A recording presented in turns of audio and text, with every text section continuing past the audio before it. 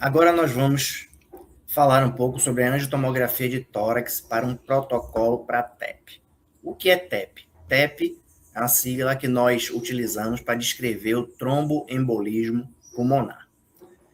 É um bloqueio de uma ou mais artérias pulmonar, tá? Ela é causada por um trombo ou um êmbolo. Nós, às vezes, é muito comum os pacientes que têm predisposição a trombo realizar um exame de laboratório para medir o dedímero, tá? E também é evidente que precisa se ter uma avaliação clínica imprescindível do paciente. Geralmente o paciente fica com desconforto respiratório, muita falta de ar, né? É um dos fatores que pode ser sinalizado como um tromboembolismo pulmonar. Acontece muito em mulheres, não que não aconteça com homens, mas com mulheres, principalmente mulheres jovens que fazem uso de anticoncepcional de uma forma meio indiscriminada, né, de qualquer jeito, e isso potencializa, né, a possibilidade de surgimento de trombos nos membros inferiores. Vamos lá falar um pouquinho sobre o padrão desse exame. Para a TEP, né, para uma avaliação de TEP, essa angiotomografia é padrão ouro para o diagnóstico.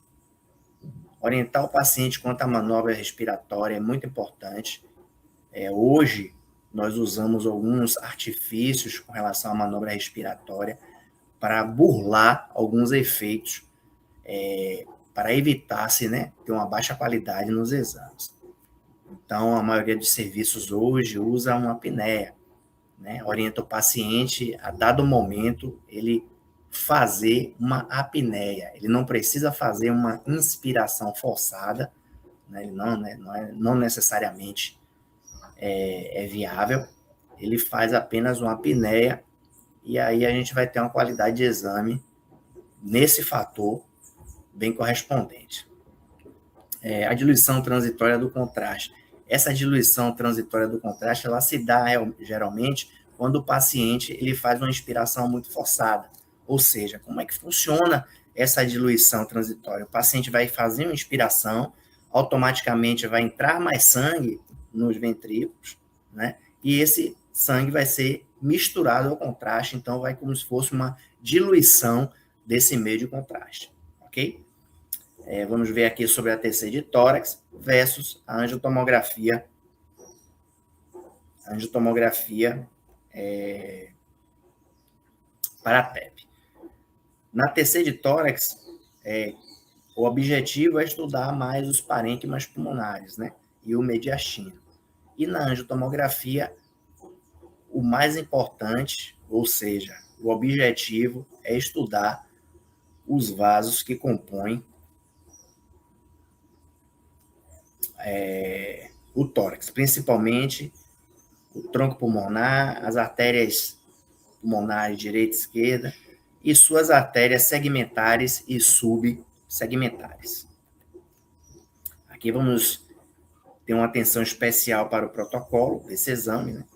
O modo de aquisição do SCOUT, da área de interesse, nós fazemos uma definição do FOV, temos um teste de veia, a aquisição do corte de referência, essa aquisição do corte de referência nós fazemos também ali na altura da carina, nós temos a definição do ROI no local adequado, sempre disparar a bomba injetora, né, junto com um tomógrafo, e preferencialmente a aquisição caldo cranial, ou seja, de baixo para cima.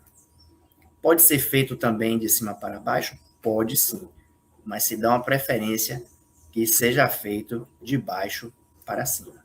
Aqui nós temos uma imagem do tórax, que é a primeira imagem de referência, tá?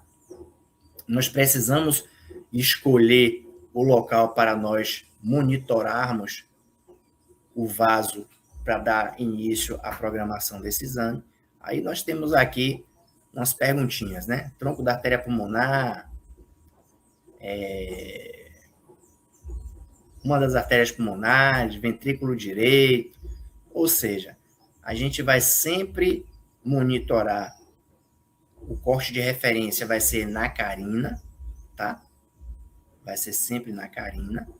E aí nós temos várias possibilidades de região para poder monitorar, né? Nós podemos monitorar esse exame na veia cava, podemos monitorar na aorta descendente, podemos monitorar no tronco da artéria pulmonar, e se fizermos um corte um pouco mais abaixo da carina, podemos monitorar também esse exame com a sua chegada no ventrículo direito. Então, tem várias formas que nós podemos utilizar para estar monitorando a chegada desse meio de contraste. Aqui nós temos uma imagem ilustrativa, onde temos um padrão de exame que os médicos especialistas gostam muito, que é onde a gente não deixa contaminar o exame, entre aspas, a gente usa esse termo, quando chega a contraste além do tronco da artéria pulmonar e suas artérias direita e esquerda, como também chega na aorta ascendente e na aorta descendente. Então, tem algumas questões que a gente precisa observar. Atentar para o tempo de hélice, né, o tempo de varredura, o fluxo de contraste, a densidade, a qualidade do gel, orientar o paciente, verificar artefatos, opacificação ideal de exame contaminado, antes de liberar o paciente, analisar a contrastação dos vasos mais distais, para ver se realmente o meio de contraste chegou nos vasos mais distais, que são as artérias segmentares e subsegmentares. Nós vamos dar uma olhadinha aqui.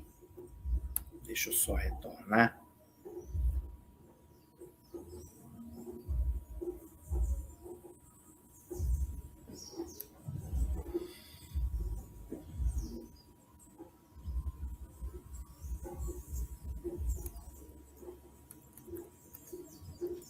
Vamos lá.